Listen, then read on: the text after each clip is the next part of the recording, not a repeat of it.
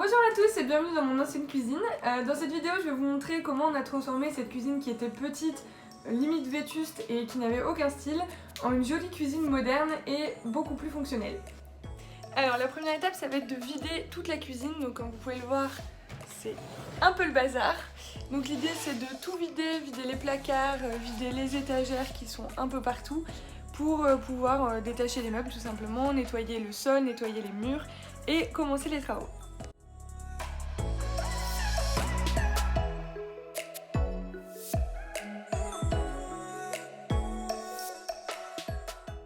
Bon voilà, après plusieurs heures à tout vider, tout ranger et tout nettoyer, la cuisine est enfin vide. Bon, elle n'est pas tout à fait propre, mais au moins il n'y a plus rien, donc là tout est parti. Et on va enlever tous les meubles, donc on va enlever ça et également ce meuble là.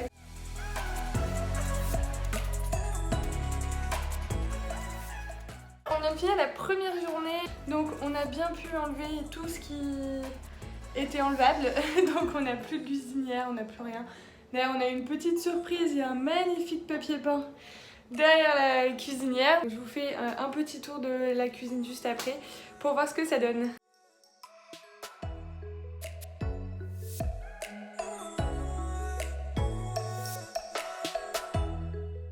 Il faut tout nettoyer et tout préparer. Donc nettoyer le sol, le dégraisser avec la lessive du bricoleur, etc. Et aussi nettoyer les murs, donc enlever toutes les traces de papier peint, tous les vieux joints dégueulasses, etc. Et tout préparer, c'est parti!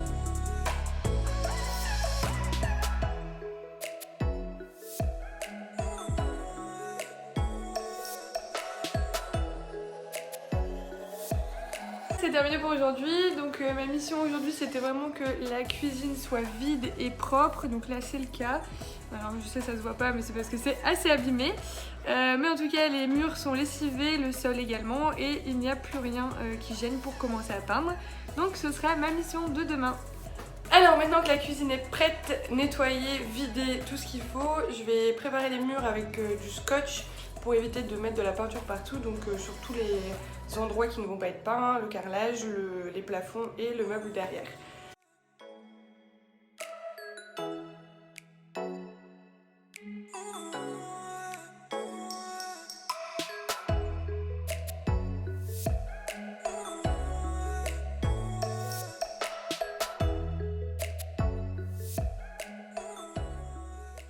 Alors voilà, c'est bon, tout a été préparé et protégé, donc le sol je le protège pas puisque je vais le changer de toute façon, ça m'est égal.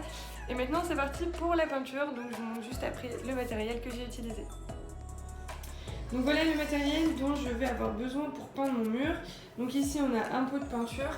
Donc c'est de la peinture mate mais ultra lessivable, ça c'est important si vous voulez mettre une finition mate dans une cuisine ou une salle de bain. D'ailleurs c'est en train de couler, j'en fous partout. C'est très important pour qu'on puisse nettoyer les murs facilement.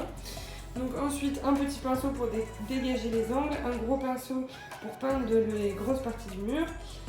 Ici donc un seau avec une grille pour essorer le rouleau pour pas qu'il y ait trop de peinture dessus. Et un chiffon au cas où, donc là il va déjà me servir pour nettoyer ça. Et voilà!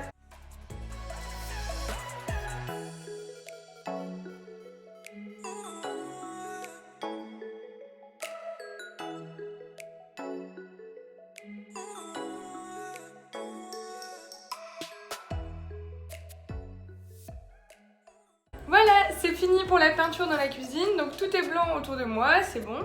Maintenant il faut attendre que ça sèche avant de poser demain, donc on posera le lino, les plinthes et les meubles. J'en ai un peu partout. Voilà, donc en attendant que ça sèche, je peux rien faire d'autre dans la cuisine, donc je vais aller m'occuper de quelque chose dans la salle de bain. Je vous laisse la vidéo ici si ça vous intéresse. Et sinon, je reprends demain pour la cuisine. Alors finalement j'ai trouvé une autre activité à faire pour préparer la cuisine en attendant que les murs soient secs. Donc je vais poncer les tablettes qui étaient accrochées, donc il y en avait 2 accrochées sur le mur. Et je vais les poncer simplement parce qu'elles ont pris pas mal de coups avec l'usage. Et comme ça elles seront plus belles pour être mises. Donc c'est parti!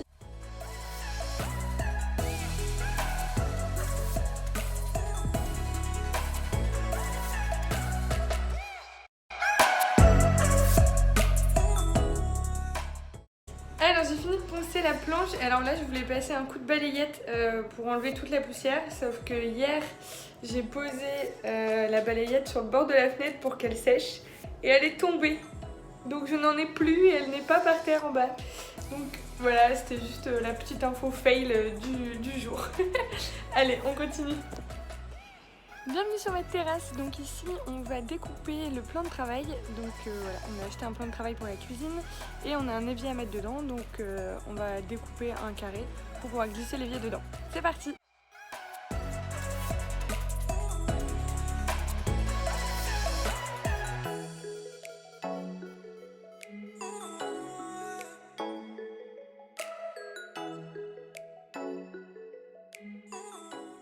Alors ensuite, pour poser le lino, donc on commence par découper grossièrement, donc en gardant 4-5 cm de marge sur les côtés, avec les bonnes dimensions de la pièce. Donc moi par exemple j'ai un renfoncement, donc on l'a découpé ce renfoncement dans le rouleau de lino. Ensuite on le pose et donc là comme c'est une petite pièce, on a besoin de mettre du scotch double face que sur le pourtour de la pièce. Quand c'est des grandes pièces, en général, il faut faire une croix au milieu ou rajouter des renforts en scotch au milieu. Ici, c'était pas le cas, donc ça a été plutôt rapide.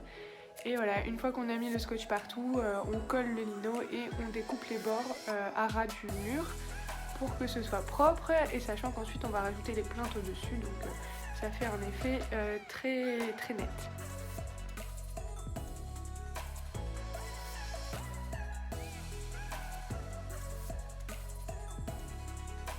Ensuite on est venu refixer le plan de travail. Pour ça on a utilisé deux grosses équerres qui peuvent porter chacune 60 kg, donc on est large. Et on a mis deux planches verticales en dessous de l'évier, donc je vous en parlerai juste après. Voilà, donc on a fini de remeubler la cuisine et de raccrocher tous les meubles. Donc je vous emmène maintenant pour un petit avant-après.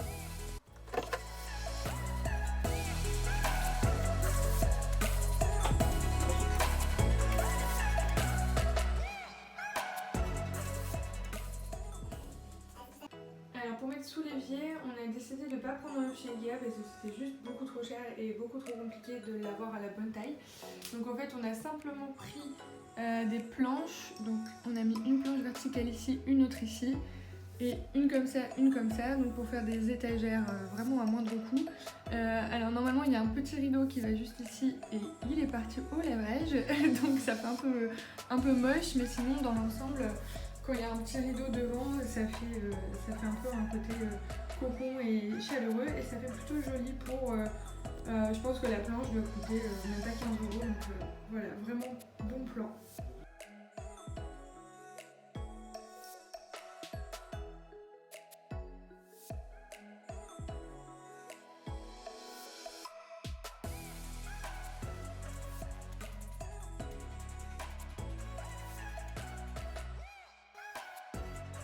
Et voilà pour le rendu final, j'espère que le projet et la vidéo vous ont plu.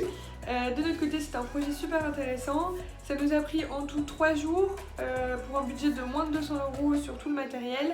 Je vous mets la liste de courses juste après. Voilà, en tout cas on est super fiers du résultat, moi je suis particulièrement fan de ce sol. N'hésitez pas à laisser un commentaire si vous avez des questions ou si vous avez apprécié la vidéo ou des autres remarques.